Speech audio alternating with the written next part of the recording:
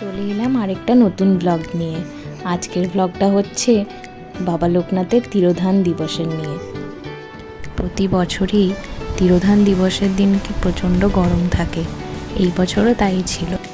আগে লোকনাথ বাবাকে ভোগ নিবেদন করা হবে, তাই এখানে ফল প্রসাদ সব কেটে রেডি করা হলো। ভাজা, খিচুড়ি, তরকারি সেগুলোও রেডি করা হয়ে গেছে। মা তো ভোরবেলা থেকেই উপোস করে আছে। এরপর মা অঞ্জলিতে দিয়ে পুজো হয়ে যাওয়ার পরে আমরা প্রসাদগুলো সব দিয়ে দেব। কাজের ফাঁকে ফাঁকে আমার মেয়েকে ঘুম পাড়িয়ে আমি মায়ের সাথে একটু একটু করে আবার হেল্প করে দিলাম। ও আমার বোনের কাছে বেশ ভালোই মজাতে থাকে। প্রসাদ বলে কথা, তাই খিচুড়ি তো হবেই। খিচুড়ির সাথে ছিল এখানে পাঁচমিশালি তরকারি। পুষ্পাঞ্জলি দিয়ে দেওয়ার পরে মা লোকনাথ বাবার বই পড়বে।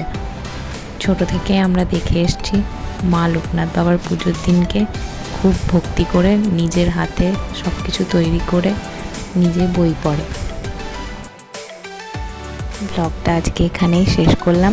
দেখা হচ্ছে আবার পরের ভিডিওতে। সবাই খুব ভালো থেকো।